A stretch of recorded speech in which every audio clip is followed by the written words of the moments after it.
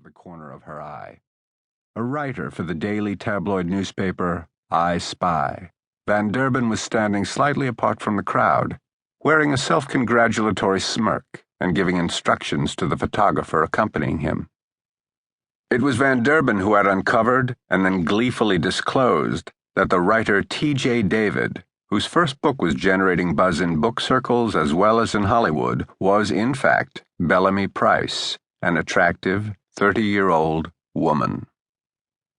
Why this native Texan, blue-eyed, long-legged, and voluptuous, and isn't that how we like them, would want to hide behind an innocuous pen name, this reporter doesn't know.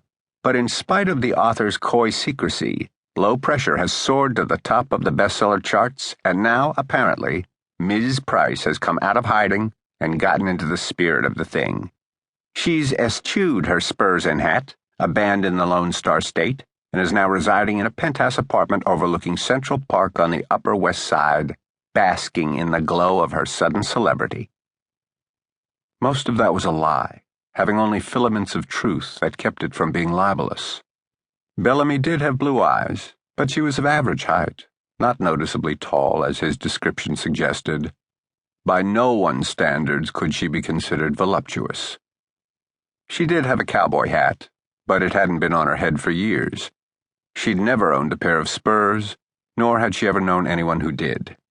She hadn't abandoned her home state in the sense Van Derben had implied, but she had relocated to New York several years ago, long before the publication of her book. She did live on the Upper West Side across from the park, but not in a penthouse. But the most egregious inaccuracy was Van Derben's claim that she was enjoying her celebrity, which she considered more a harsh glare than a glow. That glare had intensified when Van Derben wrote a follow-up, front-page article that contained another startling revelation.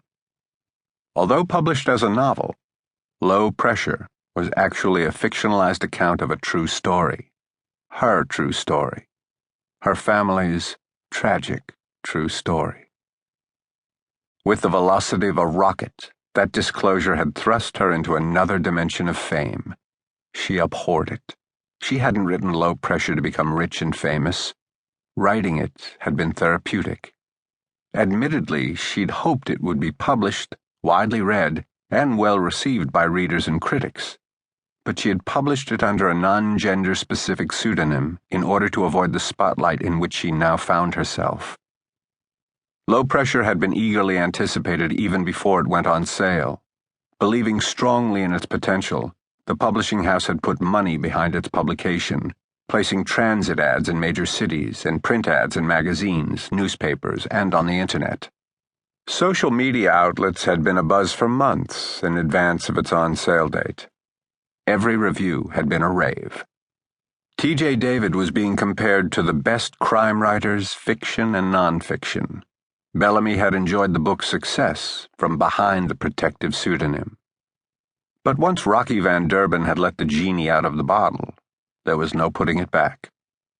She figured her publisher and Dexter and anyone else who stood to profit from sales were secretly overjoyed that her identity and the backstory of her book had been exposed. Now they had not only a book to promote, but also an individual whom they had deemed a publicist's dream. They described her as attractive, well-educated, well-spoken, not so young as to be giddy, not so old as to be boring, an heiress turned best-selling author. She had a lot of hooks to draw upon, the chief one being that she had desired anonymity. Her attempt to hide behind a pen name had, instead, made her all the more intriguing. Rocky Van Derben was relishing the media frenzy surrounding her, which he had helped create, and, never satisfied, continued to feed the public's voracious curiosity with daily tidbits about her, most of which were either blatantly untrue, speculative, or grossly exaggerated. As she continued to sign autographs and pose for photographs with fans, she pretended not to have noticed him, but to no avail. He rudely elbowed his way through the crowd toward her. Noticing his approach, Dexter cautioned her in a whisper, "Don't let him get to you. People are watching. He'd love nothing better than to goad you into saying something he could print out of context." When the so-called journal